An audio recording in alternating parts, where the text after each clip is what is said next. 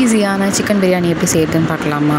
இந்த மெத்தட் தான் நான் யூஸ் பண்ணுவேன். இது வந்து 1 kg, 1/2 kg அந்த மாதிரிலாம் இல்லை. நான் என் வீட்டுக்கு எவ்வளோ செஞ்சேனோ அந்த ரெசிபி தான் ரெக்கார்ட் பண்ணியிருக்கேன்.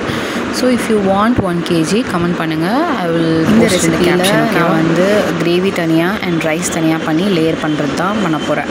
ஸோ ஃபஸ்ட்டு ஆயிலில் வந்து நம்ம ஹோல் கரம் மசாலா எல்லாம் போட்டு லைட்டாக ஃப்ரை ஆனதுக்கப்புறம் அதில் ஆனியன்ஸ் போடணும். ஆனியன்ஸ் அண்ட் தக்காளி வந்து நான் ரொம்ப அதிகமாக யூஸ் பண்ணலை, கம்மியாக தான் யூஸ் பண்ணுவேன் யூஸ்வலாக. அது லைட்டாக ப்ரௌன் ஆகும் போதே அதில் கரம் மசாலா கொஞ்சம், இது வந்து ஆப்ஷனல் தான், உங்களுக்கு வேணான்னு நீங்கள் ஸ்கிப் பண்ணிடலாம்.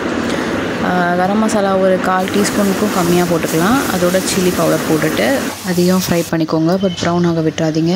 அதில் ஜிஞ்சர் கார்லிக் பேஸ்ட், அப்புறம் புதினா கொத்தமல்லி கொஞ்சம் ஃபைனாக சாப் பண்ணது, அது எல்லாத்தையும் போட்டு மிக்ஸ் பண்ணிவிட்டு பச்சை மிளகா, தக்காளி எல்லாம் போட்டு நல்லா வதக்கிக்கோங்க. தக்காளி போட்டதுக்கப்புறம் கொஞ்சம் ஃப்ளேம் இன்க்ரீஸ் பண்ணி எடுத்து வச்சுருக்க சிக்கனையும் போட்டுட்டு தேவையான அளவு உப்பு, அதாவது ரைஸுக்கும் இதுக்கும் தேவையான அளவு நான் 1 டேபிள் ஸ்பூன் போட்டிருக்கேன் அதில் போட்டுட்டு நல்லா மிக்ஸ் பண்ணணும். ஃபைனலாக தயிர் போட்டு ஒரு தடவை வதக்கிட்டு க்ளோஸ் பண்ணி சிம்மில் வச்சுருங்க. அந்த கிரேவி அதுலேயே நல்லா வந்துகிட்டே இருக்கும்.